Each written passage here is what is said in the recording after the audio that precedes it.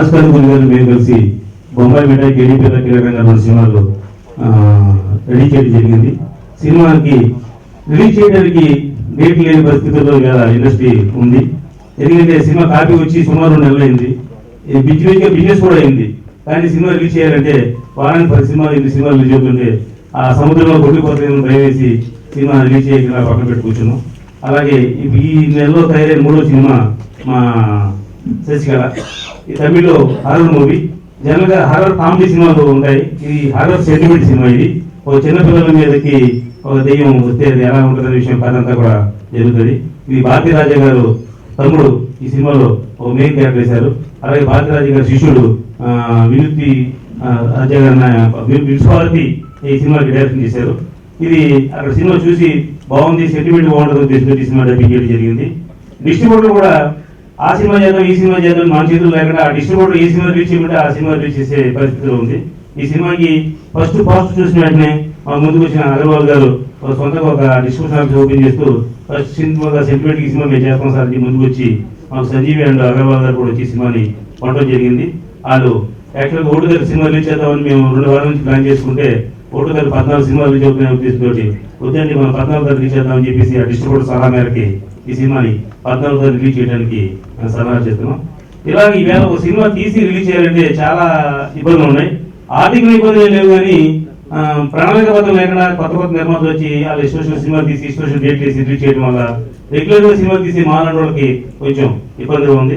అయితే ఎవరు మార్చలేం కాబట్టి ఎవరు పొందాలి వాళ్ళు వెళ్తారు. అయితే మేము సీనియర్స్ గారు కొంచెం ఆగి వెయిట్ చేసి 2 వారాలు గ్యాప్ ఇచ్చిన లేట్ అయినా సరే సినిమా రిలీజ్ చేద్దామని చెప్పేసి అవుతున్నాం. అలాగే మా కేడీపీ కిరణంగా బొంబాయి మిఠాయి సినిమా 2 కూడా రెడీగా ఉన్నాయి. మంచి నెక్స్ట్ మంత్లో ఈ ఏప్రిల్ నెలలో కొంచెం గ్యాప్ తీసుకుని అవి కూడా రిలీజ్ చేయడానికి సలహా చేస్తున్నాం. నా ఆహ్వానం మేరకు ఇచ్చేసిన మా అతిథి మహారాజులందరూ కూడా సాదర స్వాగతం తెలియజేస్తున్నారు. ఒకసారి కృతజ్ఞతలు కూడా తెలియజేస్తున్నాను. Thank you. నమస్కారాలు.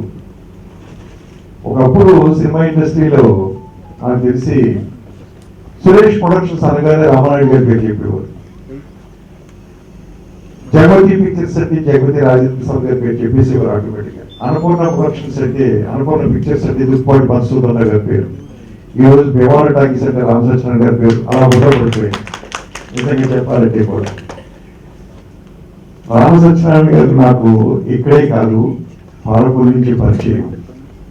ఆయన కష్టజీవి, చాలా కష్టపడి టూరింగ్ టాకీస్ అనుకుంటారు కదండి, మొట్టమొదటి టూరింగ్ టాకీస్ లో ఉన్నప్పుడు నాకు పరిచయం అయ్యారు. నా ప్రొడ్యూసర్ ఆయన. మొట్టమొదటిలో ఒక సినిమాకి 1 ఆఫ్ ది పార్ట్నర్. అయితే ఆ పిక్చర్ లో పెద్ద ఇన్వాల్వ్మెంట్ ఏం తీసుకోలేదు ఆయన. తర్వాత ఇండస్ట్రీకి వచ్చి అక్కడి నుంచి స్టెప్ బై స్టెప్ ఈ రోజు ఆయన ఇన్ని సినిమాలు తీస్తున్నారు. ప్రతిరోజు పేపర్ ఓపెన్ చేస్తే ఏదో లోగో ఆవిష్కరణ, లేకపోతే ట్రైలర్ లాంచింగ్, లేకపోతే ఆడియో ఆవిష్కరణ, పలా రిలీజు, ఇట్లాంటి స్టేజ్కి ఆయన వచ్చినందుకు నిజంగా కూడా నాకు మిత్రుడిగా గర్వకారణంగా ఉంది. నిజంగా చెప్పాలంటే కూడా రామసత్యనారాయణ గారు ఆయనకి లాభాలు వస్తాయో లేదో తెలియదు, మొదలై సినిమా తీస్తానే ఉంటారు, పాపులారిటీ సంపాదించారు నిజంగా కూడా రామసత్యనారాయణ గారు. ఈరోజు ఒక మంచి శశికళ అనే ఒక సినిమాని ఆయన డబ్ చేసి రిలీజ్ చేస్తున్నారంటే అప్రిషియేట్ చేయాలి. ఎందుకంటే ట్రాఫిక్ అనే ఒక సినిమా కదండి, చాలా గొప్ప సినిమా. అది సందేశంతో పాటు కమర్షియల్ గా ఆడినటువంటి సినిమా నాకు తెలిసి రామసత్యనారాయణ గారికి. అట్లాంటి ఇదిలోనే ఈ శశికళ అనే సినిమాని కూడా ఆయన డబ్ చేసి రిలీజ్ చేస్తున్నారంటే ఇట్స్ ఎ గ్రేట్ థింగ్. ఈ మధ్యకాలంలో కంప్లీట్ గా ఈ horror and horror comedy trend బాగా నడుస్తుంది. ఇందాకనే ఫంక్షన్ మొదలయ్యే ముందు కూడా ఒక మిత్రుడు వచ్చి త్వరలో నా ఫస్ట్ డైరెక్షన్ స్టార్ట్ చేస్తున్నానంటే అది కూడా హారర్ మూవీ కూడా అని చెప్పాడు.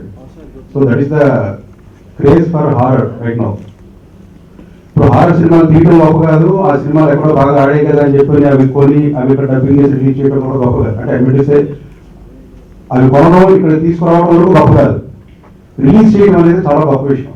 ఎందుకంటే ఇందాక మన ఈ సాయకట్ గారు మీరు చెప్పినట్టు, అలాగే మన రామచంద్ర గారు చెప్పినట్టు, ఒక సినిమా రిలీజ్ చేయడం ఇవాళ ఎంత టఫ్ అయిందంటే, ఒక చిన్న సినిమా ఒక ప్రేక్షకుడి దగ్గరికి ఇట్లాంటి సినిమా ఒకటి వస్తుంది అని చెప్పి వాళ్ళకి ఆ విషయాన్ని చేరవేసే వరకు కూడా చాలా కష్టపడాల్సి వస్తుంది. కారణం ప్రతి వాళ్ళు Facebook and WhatsApp, even TV channels కానీ తర్వాత ఈవెన్ వెబ్సైట్స్లో కానీ ఆ వార్తలు వాళ్ళ దాకా వస్తేనే చూస్తున్నారు. సో ఇటువంటి క్రమంలో ఈ పబ్లిసిటీ మీద బాగా దృష్టి పెట్టడం, అలాగే అన్నిటికంటే మంచి పొజిషన్, ప్రతి ప్రోడక్ట్ కూడా పొజిషన్ అనేది చాలా ఇంపార్టెంట్. ఎప్పుడు రిలీజ్ చేయాలి, ఎలా రిలీజ్ చేయాలి. ఇప్పుడు రేపు ఏప్రిల్ ఫస్ట్ తీసుకుంటే 14 సినిమాలు రిలీజ్ అవుతున్నాయి, అంటే 14 సినిమాలు డేట్స్ ఇచ్చారు. ఇందులో ఏది రిలీజ్ అవుతాయి ఏంటి ఏది వెనకంటే తీసి పక్కన పెడితే ఇంత ట్రాఫిక్ లో ఇటువంటివన్నీ కూడా చూసుకుంటూ ఈ రిలీజ్ డేట్ కూడా ఇంకా పూర్తిగా కంప్లీట్ చేయకుండా ఎప్పుడు రిలీజ్ చేయాలో జాగ్రత్తగా చూసుకుని జాగ్రత్తగా చేసినటువంటి వ్యక్తులు కూడా రామసత్యాన్ని గారు. ఇంకో విషయం ఏంటంటే ఇక్కడ నేను వేరే నరసింహారావు గారు కూడా చెప్పాల్సుకున్నది, ఇంతవరకు తెలుగు సినిమా చరిత్రలో నష్టం అనేటువంటిది చూడకుండా ఎంతో కొంత లాభం పట్టినట్టు నిర్మాత ఎవరంటే రామసత్యాన్ని గారు. 40 ఏళ్ళుగా కంటిన్యూగా సినిమా పరిశ్రమలో ఉన్నాం. దైవంగా చూడడం మాకు 30 ఏళ్ళ ముందే పరిచయం. అంటే మా హీరో శివబాబు గారి సంవత్సరాల సినిమా డైరెక్టర్ ఆయన. అప్పట్లో బిజీ ఉన్నా ఆయన ఎప్పుడు బిజీ కనబడేవాడు కాదు, అందరికీ అందుబాటులో ఉండే వ్యక్తి. కానీ కొన్ని మంచి అంటే చిత్ర పరిశ్రమలో మంచితనం కూడా చేటు చేస్తుంది. ఆయన అతి మంచితనమే ఆయన చేటు చేయట్లేదు. కానీ ఇప్పుడే మా మిత్రుడు అన్నట్టు మళ్ళీ ఆయన విజృంభించాలి. ఖచ్చితంగా ఒక సక్సెస్ సినిమా వస్తే మళ్ళీ అందరూ మనం మీ ఇంట్లో వస్తాం. కాబట్టి ఆ సక్సెస్ కోసం ఆ భగవంతుని ముందు ప్రార్థించారు అందరూ. ఆ భగవంతుని నమ్మకంతో ఒక మంచి హెల్తీ కామెడీ, ఎందుకంటే ఇప్పుడు కామెడీ మనకు తెలుసు, దాని గురించి మాట్లాడితే మన పరిశ్రమ విమర్శిస్తుంది కాదు. కానీ ఎవరి రూట్లో వాళ్ళు ఎదుగుతారు, మీ రూట్లో మీరు రండి. ఖచ్చితంగా ప్రేక్షకులు మరి ఒకసారి ఆలోచిస్తారు. ఖచ్చితంగా అందుకే ఇంకో సక్సెస్ సాధించారు. ఆయన నవ్వే ఆయన సక్సెస్. మనం కూడా నవ్వుతూ అందరితో మాట్లాడితే ఖచ్చితంగా లాభాలు జరుగుతాయి. మనం కీర్తి డెవలప్ మంచి చేస్తారు. కాబట్టి ఈ శిష్కళ చిత్రం అఖండ విజయం సాధించి ఇంకో కొంతమందికి స్ఫూర్తిగా నిలవాలని ఆశిస్తున్నాను. నేను మనసారా అభినందిస్తున్నా.